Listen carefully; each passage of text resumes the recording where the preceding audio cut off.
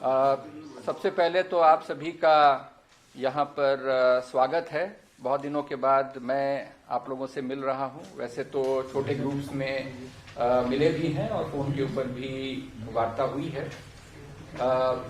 जैसा कि आप लोगों ने देखा कि कोविड से लड़ने के लिए जो राष्ट्रीय स्तर पर एक बहुत बड़ा अभियान चलाया गया है माननीय प्रधानमंत्री जी के नेतृत्व में और अपने प्रांत में माननीय मुख्यमंत्री जी के द्वारा, उसमें अच्छी सफलता उत्तराखंड राज्य को भी प्राप्त हुई है और देश को भी प्राप्त हुई है।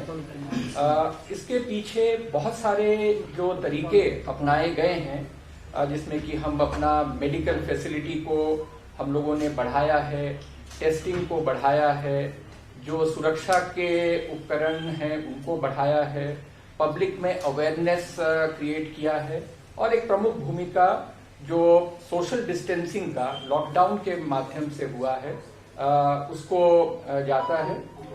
जब हमारा लॉकडाउन पहली बार चालू हुआ था उस समय इसके बारे में, इस बीमारी के बारे में जानकारी हमारे पास अपेक्षाकृत कम थी, लेकिन जैसे जैसे समय बीतता गया हम लोगों ने अपनी जो स्वास्थ्य सुविधाएं हैं और अवस्थापना है उसमें सुधार किया है और इसे किस तरह से लड़ा जाए उसके बारे में भी जानकारी प्राप्त हुई है।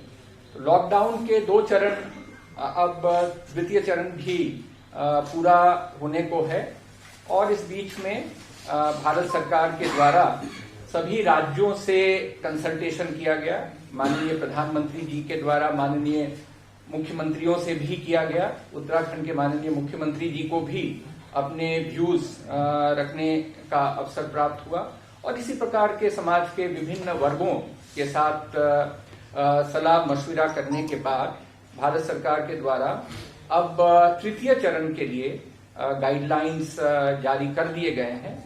उन गाइडलाइंस की कॉपी आप सभी को कल दे दी गई होगी और आप लोगों ने भी इसका अध्ययन, अगर वो नहीं मिला है तो अभी दे दिया जाएगा। लेकिन इसमें अब मुख्य बात है कि लॉकडाउन हमारा 4 तारीख से, मतलब 3 तारीख के पश्चात पुनः 2 सप्ताह के लिए उसको एक्सटेंड किया गया, उसको बढ़ाया गया है। इसमें भारत सरकार ने अब थोड़ा कैलिब्रेटेड रेस्पॉन्स दिया है। शुरू में हम लोगों ने कंप्लीट लॉकडाउन किया था।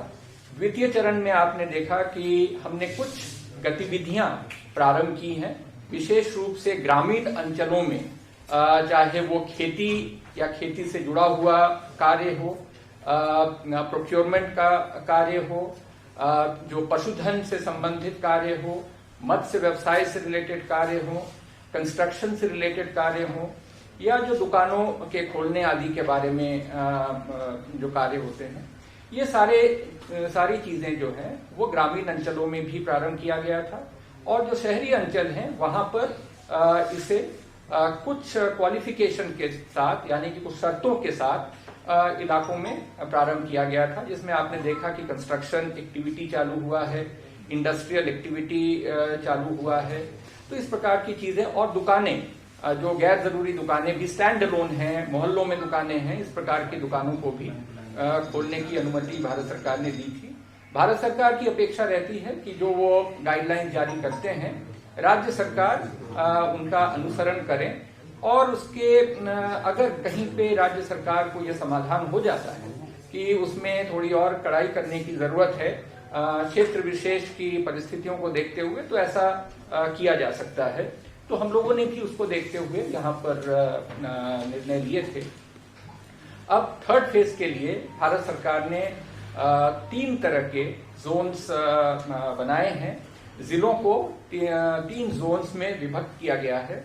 रेड जोन, जिसमें कि उत्तराखंड में हरिद्वार जिला है, और ऑरेंज जोन, जिसमें कि नैनीताल और देहरादून जिला है, और बाकी जो हमारे समस्त जिले हैं ये जिले ग्रीन जोन में हैं।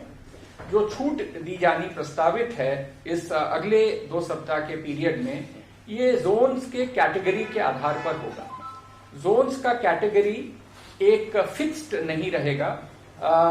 उसमें कई सारे पैमाने हैं जिसके आधार पर भारत सरकार यह निर्धारित करती है कि किस जोन को किस कैटेगरी में रखा जाना है, और उसी हिसाब से उनका कैटेगराइजेशन भविष्य में भी होगा। तो ये हो सकता है कि कोई रेड जोन ऑरेंज बन जाए या कोई ग्रीन बन जाए, या इसी तरह से अगर कोई ऑरेंज जोन हो सकता है रेड कैटेगरी में आ जाए। तो ये स्थिति डायनामिक स्थिति है।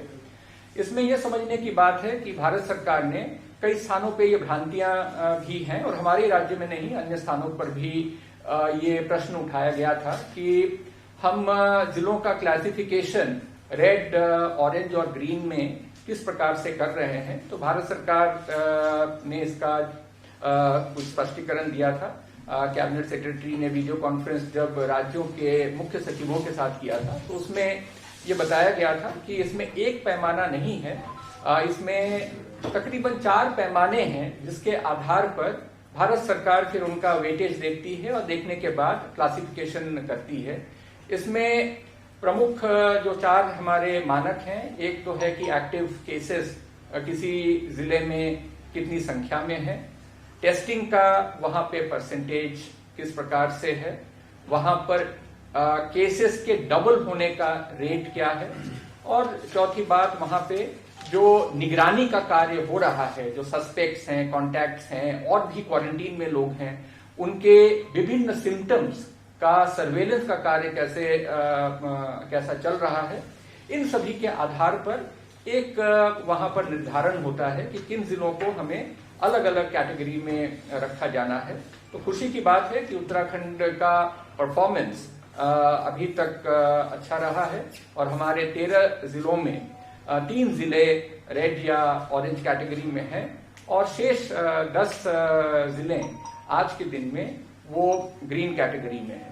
इसमें आप सभी का सहयोग अवेयरनेस बनाने में तो रहा ही है। यहाँ के जनमानस ने जो ये चुनौती है उसको बहुत ही बहादुरी से उन्होंने इस चुनौती को टेकअप किया है। वो चाहे सामान्य लोग हों, चाहे हमारे एनजीओज हों, चाहे अलग अलग पॉलिटिकल पार्टीज हों, चाहे पुलिस के कर्मचारी, हमारे स्वास्थ्य विभाग के कर्मचारी, चाहे हमारे स्थानीय निकाय के कर्मचारी, चाहे फूड डिपार्टमेंट का जो डिस्ट्रीब्यूशन करते हैं उनके अधिकारी कर्मचारी, जिला प्रशासन, सबने आप सभी ने देखा है और आपने बहुत अच्छा कवरेज भी किया है। तो इसका परिणाम है कि आज के दिन में 10 जिले हमारे ग्रीन जोन में हैं, जिसमें कि हमें काफी सारी सहूलियतें दी गई हैं। सामान्य रूप से भारत सरकार ने क्या किया है कि कुछ एक्टिविटीज को उन्होंने वर्जित कर दिया है।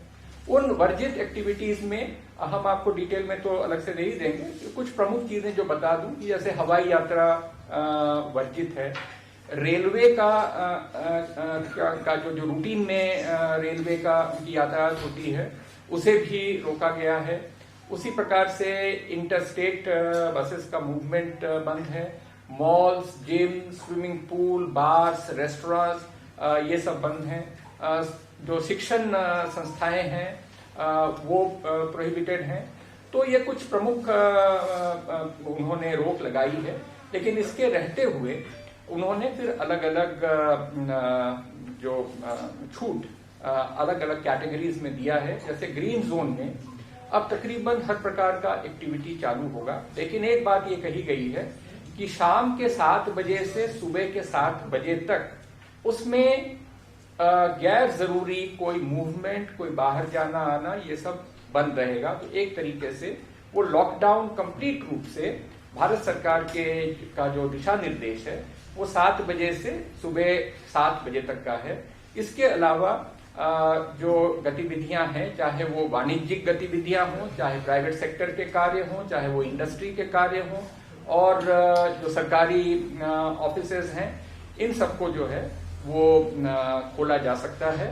सोशल डिस्टेंसिंग और हाइजीन, इनके मानक को हमें पूरा करना पड़ेगा। चाहे कोई भी प्रतिष्ठान हो, उन्हें ये देखना पड़ेगा कि कर्मचारी अधिकारी वहां के वो हाइजीन यानी कि हाथ धोना, सैनिटाइज करना, जहां पर आप बैठ रहे हैं उनकी सफाई रखना, आपका चेकिंग होना कि कोई सिम्टम्स तो नहीं है, टेम्परेचर कैसा है, ये सारी व्यवस्था करनी पड़ेगी। लेकिन इसके बाद इन्हें खोला जा सकता है। ऑरेंज जोन में जो है सामान्यतः कुछ छूट नहीं दी गई है, जो ग्रीन जोन में है उसके भी डिटेल्स हम आपको दिलवा देंगे। अगर इसके बाद कोई बात होगी तो मैं इसमें जियो से भी जो भारत सरकार का आदेश है उसमें करेंगे। रेड जोन है जहां की ग्रामीण अंचल में तो कार्य हो सकेंगे, लेकिन जो हमारे शहरी क्षेत्र में है, आज के दिन में जो लॉकडाउन की स्थिति चल रही है, लगभग इसी प्रकार की का लॉकडाउन की स्थिति रेड जोन के शहरी इलाकों में रहेंगे। कंटेनमेंट जोन अगर कहीं भी है तो कंटेनमेंट जोन के लिए सख्त मानक रखे गए हैं, जैसे कि उसका पेरीमीटर कंट्रोल होगा। जो एरिया हम कंटेनमेंट जोन के रूप में डिफाइन कर रहे हैं उसके अंदर कोई नहीं आएगा आवश्यक सेवाओं के अलावा, और उसी तरह से कोई बहुत ही जरूरी हो, कोई मेडिकल इमरजेंसी समय तक जो हमें जानकारी है कि 1 लाख से अधिक 1,25,000 लोगों ने अपना रजिस्ट्रेशन कर लिया है उत्तराखंड आने के लिए। इसमें प्रमुख रूप से जो स्थान है जहां से लोग आना चाहते हैं उनमें दिल्ली से सर्वाधिक लोग हैं, और उसी प्रकार से मुंबई से भी लोग आना चाहते हैं।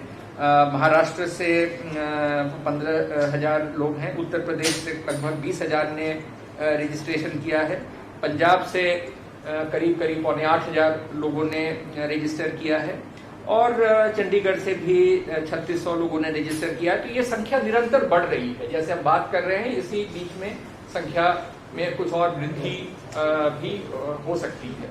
हमारे अधिकारी जब से भारत सरकार से आदेश आए हैं उन्होंने ये एसओपी डेवलप किया है, क्योंकि भारत सरकार की अपेक्षा थी कि राज्य ये कार्य की विधि क्या होगी, किस प्रकार से ये कार्य किया जाएगा। वो बहुत बड़ा कार्य है। जैसे आपने देखा हमारे यहाँ अभी तक 1.25 लाख लोगों ने रजिस्टर कर लिया है। कई बड़े प्रांत हैं जहाँ की 10 लाख लोग रजिस्टर हो रहे हैं। तो इस प्रकार की संख्या है। उन्होंने कहा था कि एसओपी डेवलप किया जाए और राज्य आपसी सहमति से लोगों को लाने ले जाने की व्यवस्था करेंगे।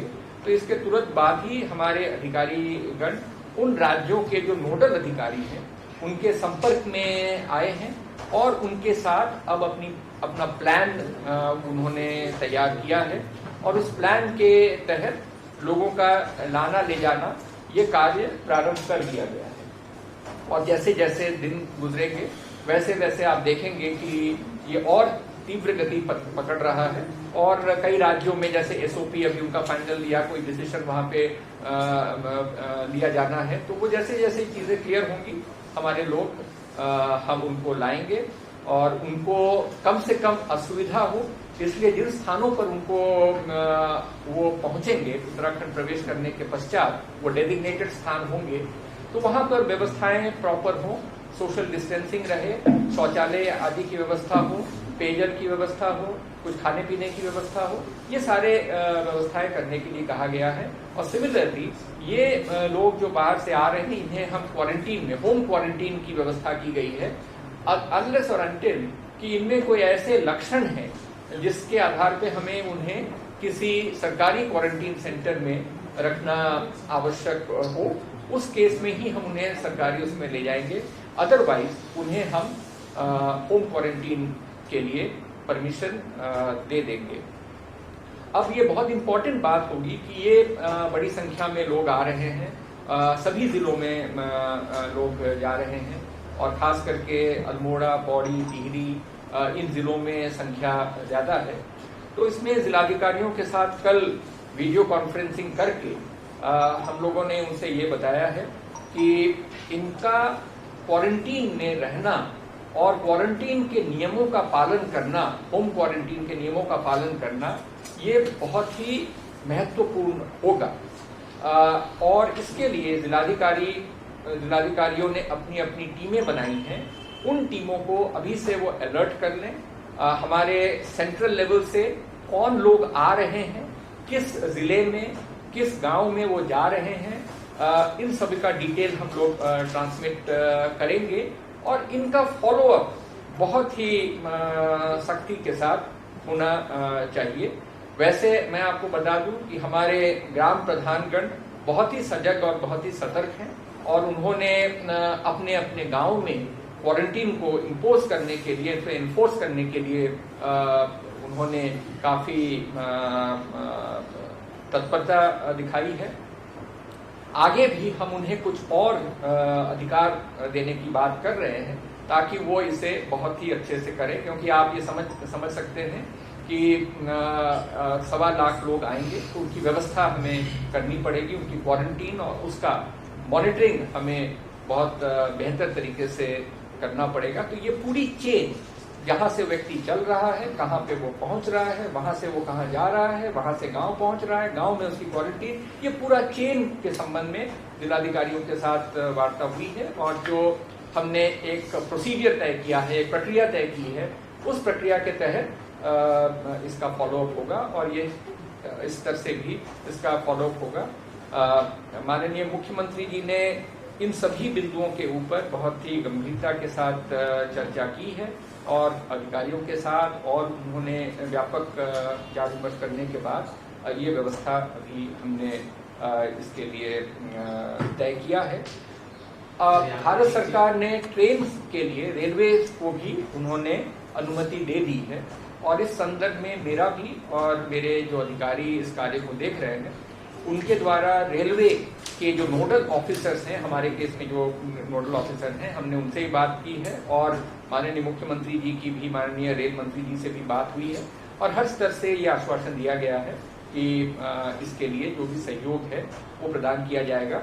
तो हम अलग अलग क्लस्टर्स में जो रेलवे से आने वाले लोग हैं, जो दूरस्थ इलाकों से, माना मुंबई है या साउथ इंडिया है या बिहार, बंगाल या ईस्टर्न पार्ट से आने वाले हैं, तो उनका हम क्लस्टर तैयार कर रहे हैं, उसकी सूची बनाएंगे और वो सूची हम रेलवे को उपलब्ध कराएंगे और उसी हिसाब से फिर ट्रेनों की व्यवस्था उनके द्वारा की जाएगी और जिस तिथि को वो ट्रेन के बारे में वो अपना कार्यक्रम टाइम टेबल बनाते हैं तो उसमें फिर उन लोगों को लाया जाएगा। उनके लिए भी यही व्यवस्था रहेगी जो हमने बताया है। इसके अलावा कुछ लोग ऐसे हैं जो अपने निजी वाहन से भी अन्य राज्यों से आना चाहते हैं, जो किसी प्रकार से किसी कारणों से कहीं फंस गए थे और परेशानी में हैं, अपने निजी वाहनों से भी आना चाहते हैं, तो उनके लिए भी माननीय मुख्यमंत्री जी ने जो चर्चा की और उन्होंने उनके लिए भी कहा है कि उनको हमें ले आना चाहिए, बशर्ते वो सारा सैनिटाइजेशन का नॉर्म्स वो पालन करेंगे। जब वो हमारे प्रांत की सीमाओं में एंटर करेंगे तो वहीं पे फिर उनका हेल्थ स्टेटस जांच किया जाएगा, वो कहाँ पे जा रहे हैं उनका सारा डिटेल दिया जाएगा। इन सभी को जो हमारा ये आरोग्य सेतु ऐप है, इस ऐप का सभी को उसे डाउनलोड करके उसको उपयोग करना अनिवार्य होगा। इस प्रकार की चीजें हमने डिटेल में एसओपी में दिया है, जो कि अलग से भी हम आपके साथ शेयर कर सकते हैं। 2-3 चीजें और हैं कि जो प्रधानमंत्री जनधन योजना में वित्तीय किस्त, अब भारत सरकार ने वित्तीय किस्त भी जो महिला हमारे ये अकाउंट होल्डर्स हैं उनको जारी करने का निर्णय ले लिया है और वो 4 तारीख से प्रारंभ हो जाएगा। और उसमें भी जैसे पिछली बार हुआ था कि उन्होंने अकाउंट नंबर के जो आखिरी डिजिट हैं उन आखिरी डिजिट के हिसाब से तय किया है। मसलन अगर मेरा अकाउंट है और उसका आखिरी डिजिट 01 है तो मेरा एक निर्धारित तिथि माना सोमवार को होगी, किसी का 02 है तो वो एक दूसरा दिन होगा उनके लिए, और ताकि सोशल डिस्टेंसिंग हो और एक दिन में ज़्यादा वहाँ पर भीड़ भाड़ न हो, तो वो कार्य किया जाएगा। एक महत्वपूर्ण बात यह है कि हमारा प्रोक्योरमेंट जो गेहूं खरीद का कार्य है वो भी तीव्र गति से चल रहा है और इसमें भी सहयोग हम लोग को पूरा मिल रहा है। जहाँ तक मुझे सूचना मिली है कि इसमें तकरीबन 1.25 लाख मेट्रिक टन के आसपास की सूचना मेरे पास थी, तो वो मैं आपको प्रतिशत से बता दूंगा, इस समय पर है वो। तो वो गेहूं खरीद का कार्य भी इस समय हमारे तेज गति से चल रहा है और उसमें भी किसी प्रकार का बाधा इस समय नहीं है।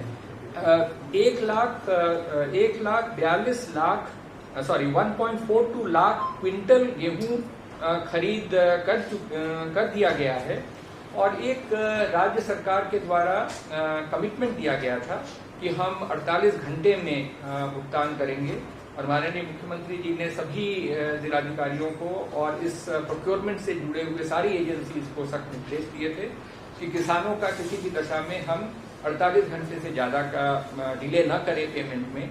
तो इसमें वित्त विभाग ने, राज्य सरकार के वित्त विभाग ने पर्याप्त धनराशि उपलब्ध करा दी गई थी और अभी तक 24 करोड़ धनराशि वो किसानों को उनके खातों में उपलब्ध करा दिया गया था। हमने मनरेगा के कार्यों को भी प्रारंभ कर दिया है और मनरेगा के 6,441 कार्य जो हमें सूचना है कि 95 विकास खंडों में कार्य प्रारंभ किए गए हैं और जिनकी कुल संख्या है 6,441। इनमें कुछ कार्य हैं जो बीच में रोक दिए गए थे लॉकडाउन के कारण और कुछ कार्य ऐसे हैं जो कि अब हमने शुरू किए हैं। तो इनकी कुल संख्या 6,441 है और जिसमें लगभग 72,955 श्रमिक हैं जो इन कार्यों में लगे हुए हैं। जहां तक इंडस्ट्री का प्रश्न है, इंडस्ट्री में भी हमने 3,000 से अधिक इंडस्ट्री के लिए 3,460 इंडस्ट्री के लिए हमने परमिशन दे दिया है और उन सभी को आश्वस्त किया है किसी प्रकार का सहयोग, कोई फैसिलिटेशन राज्य सरकार से चाहिए तो अवश्य बताएं। और हमारे जो उद्योग विभाग के अधिकारी हैं, हमारे जिला के अधिकारी हैं, उनसे भी हम लोग निरंतर टच में हैं और वो भी इन सभी उद्यमियों के साथ टच में हैं ताकि कहीं भी कोई दिक्कत न हो। इनमें जो ये 3460 उद्योगों के लिए जो परमिशन दी गई है, इसमें तकरीबन 84,634 कुल श्रमिक हैं जिनकी आवश्यकता इसमें पड़ेगी और जो उद्योग ने जो परमिशन मांगे हैं वो लगभग ये 84,634 श्रमिकों के लिए अभी तक मांगी है। और जैसे जैसे इकोनॉमी खुलेगी, मंडे से जैसे जैसे व्यवसाय चालू होगा और जो हमारा सप्लाई चेन एस्टैब्लिश हो जाएगा और कंजम्पशन चालू होगा तो जो हमारा उद्योग है वो भी तीव्र गति से चालू होगा। जो एक और बात आप लोगों ने अलग अलग ऐसी हो तो वहां से भी निकलना संभव नहीं होगा। वहां पे सर्वेलेंस का कार्य, माना कोई इन्फ्लुएंजा लाइक इलनेस या वो कोई रेस्पिरेटरी प्रॉब्लम अगर कोई व्यक्ति का है तो इनको जो इनकी वहां पे सर्वेलेंस किया जाएगा, निगरानी की जाएगी और वहां पे जहां आवश्यक है वहां पे जो हमारे प्रोटोकॉल्स हैं उसके हिसाब से टेस्टिंग का कार्य भी वहां पर किया जाएगा। इस समय जो स्टेट की पोजीशन है, जो मोटा मोटा मानक जिस पे भारत सरकार निर्धारित करते हैं कि किस राज्य में किस प्रकार की जो प्रगति हो रही है, उसमें एक जो डबलिंग होती है उसका रेट क्या है, यानी कि आज अगर संख्या 1 है तो कितने दिनों में वो 2 हो जाएगा और 2 से वो 4 हो जाएगा। और इससे जो है वो बीमारी कितनी तेज गति से कहीं पर किसी एरिया में फैल रही है वो उसका एक पैमाना होता है, बहुत ही महत्वपूर्ण पैमाना है। तो इस पैमाने के आधार पे उत्तराखंड राज्य आज के दिन में लगभग 29 दिन में कर रहा है और ये समझिए कि देश में अग्रणी जो राज्य हैं उनमें उत्तराखंड की जो स्थिति है डबलिंग का जहां तक प्रश्न है उसमें है। जो आज सुबह तक अभी लेटेस्ट जो जानकारी है कि उत्तराखंड में 59 केसेस आए हैं। कल जब आप लोगों को बताया गया होगा उस समय 57 केस थे। कल रात में एम्स के एक डॉक्टर वो पॉजिटिव टेस्ट हुई हैं और सिमिलरली आज एक और व्यक्ति जो एक ट्रक का ड्राइवर था और उस ड्राइवर में एक व्यक्ति जो आए थे उधम सिंह नगर, वो पॉजिटिव टेस्ट हुए थे। उस ट्रक के ड्राइवर को भी पॉजिटिव पाया गया है। तो आज के दिन में इस समय तक 59 केसेस हैं और इन 59 केसेस में आज के दिन में एक्टिव केस 19 आज के दिन में एक्टिव केस है। तो आउट ऑफ लेट अस से 59 19 केस हैं, तो हमारा परसेंटेज 60% से ऊपर है, और ये भी एक काफी संतोषजनक जो स्थिति है उसमें इस समय हम लोग हैं। जैसा आपको पता है कि एक डेथ भी दुर्भाग्यवश हुई थी। पेशेंट बहुत ही क्रिटिकल था, यद्यपि कोविड जो एम्स में उनका इलाज हुआ था, और एम्स के डॉक्टर्स ने जो रिपोर्ट दी है उससे कोविड से तो उनकी मृत्यु नहीं हुई थी, लेकिन वो कोविड से भी ग्रसित थी और उनका कुछ सीरियस जो बीमारी थी इसके वजह से उनका दुर्भाग्यपूर्ण निधन हुआ था। ये तो पहला केस हमारे यहाँ यही है। जो अब कुछ निर्णय जो राज्य सरकार ने लिए हैं, उन निर्णय में प्रमुख रूप से 4 तारीख से जो हमारे व्यावसायिक प्रतिष्ठान हैं, भारत सरकार के ऑफिसेज हैं और जो राज्य सरकार के ऑफिसेज हैं, इन सभी ऑफिसेज को सामान्य रूप से 10 बजे से 4 बजे तक, तो दुकानें भी 10 से 4 बजे खुलेंगी, ऑफिसेज भी 10 से 4 बजे खुलेगा, सचिवालय 9:30 बजे से 4 बजे तक। जी, ग्रीन जोन की बात कर रहे हैं आप, कौन सी जोन? नहीं, वो हम आपको बताएंगे उसका। तो सामान्य रूप से हमने कहा कि हमारा जो अभी तक 7 बजे से 1 बजे तक का समय था, अब उसे हम 7 बजे से 4 बजे तक एक्सटेंड कर रहे हैं, और उसमें ये एडिशनल चीजें जो पहले नहीं थी, अब हम ये एडिशनल चीजें भी यहाँ पर इंट्रोड्यूस कर रहे हैं। जहां तक सरकारी ऑफिसेज का प्रश्न है, सरकारी ऑफिसेज ग्रीन जोन में सभी ऑफिसेज खुलेंगे, जिसमें ग्रुप ए और ग्रुप बी के अधिकारी 100% उपस्थित रहेंगे, लेकिन ग्रुप सी और डी के हमारे जो कार्मिक हैं वो 50% वहां पर अपनी उपस्थिति देंगे। यहाँ पर एक विशेष बात का ध्यान ये रखा गया है कि जो हमारे महिला कार्मिक हैं, अगर गर्भावस्था में है या उनका कोई बच्चा 10 वर्ष से कम आयु का है, तो उसे अपरिहार्य परिस्थिति अगर न हो तो उन्हें कार्यालय में इस समय हम लोग नहीं बुलाएंगे, इस प्रकार का निर्देश दिया गया है। उसी प्रकार अगर कोई कार्मिक हमारे 55 साल से अधिक उम्र के हैं या कोई गंभीर बीमारी से और कोमॉर्बिडिटी की अगर स्थिति है, तो ऐसे कार्मिकों को भी अपरिहार्य परिस्थिति ना हो तो उन्हें नहीं बुलाया जाएगा, इस प्रकार का डायरेक्शन दिया गया है। अब जहां तक ग्रीन, जहां तक ऑरेंज और सचिवालय का टाइमिंग बताइए। सचिवालय का 9:30 से 4 बजे तक सभी हमारे जो ऑफिसेज हैं, चाहे वो व्यावसायिक प्रतिष्ठान हो, दुकानें हो इत्यादि, वो सभी 4 बजे बंद हो जाएंगे।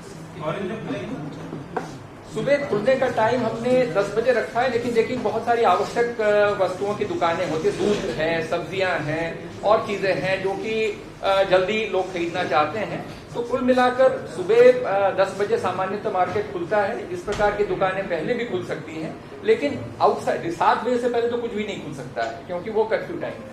तो 4 बजे एक आउटसाइड लिमिट रखा गया है, उसके बाद फिर ये प्रतिष्ठान नहीं चलेंगे। जहां तक दुकानें 10 बजे से खुलेंगी, 7 बजे से खुलेंगी?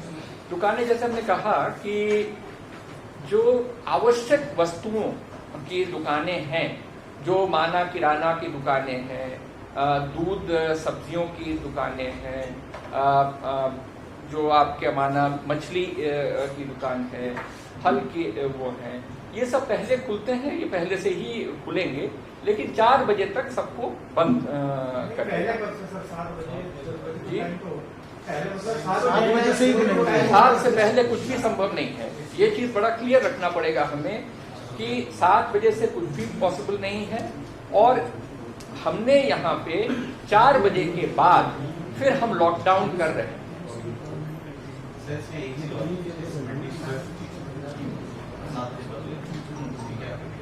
उसके बारे में अभी चूंकि आदेश कल ही आया है, तो हम लोग अभी जो कृषि विभाग इस पे मंडी के साथ वार्ता करके देख लेंगे कि उनकी सामग्री आने ले जाने में क्या क्या व्यवस्था हो सकती है।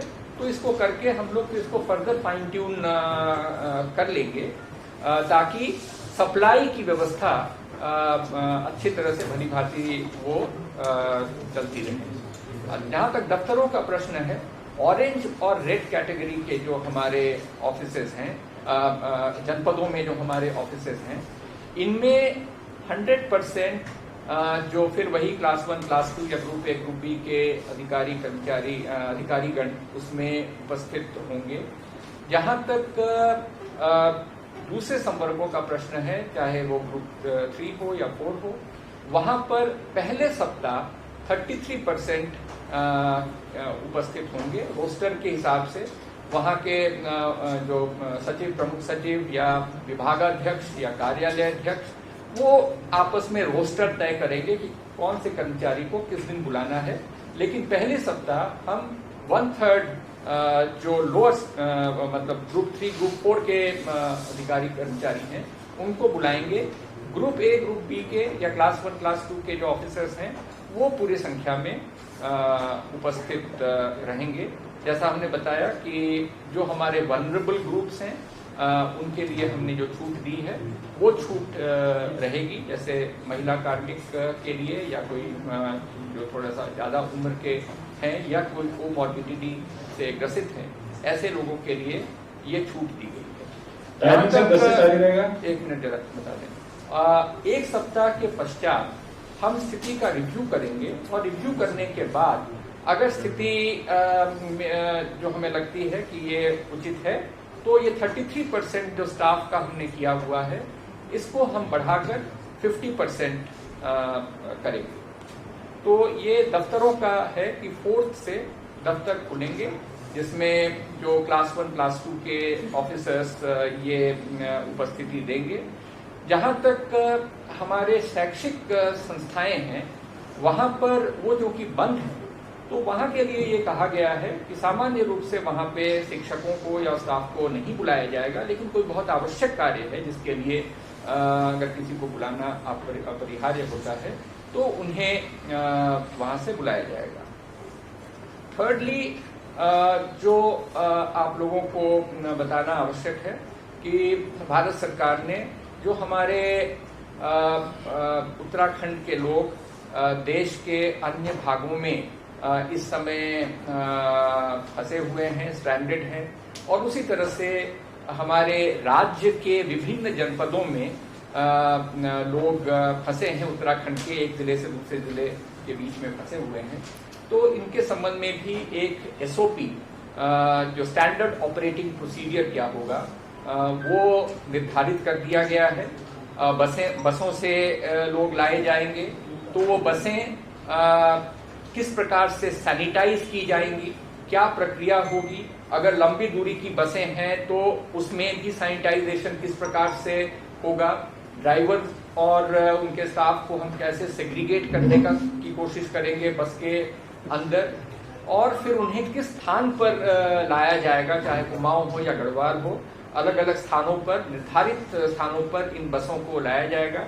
और इन आने के बाद इनकी चेकिंग होगी, आने से पहले भी चेकिंग होगी, और वो चेकिंग के बाद फिर उन्हें अपने गंतव्य स्थान को यहाँ से भेजा जाएगा।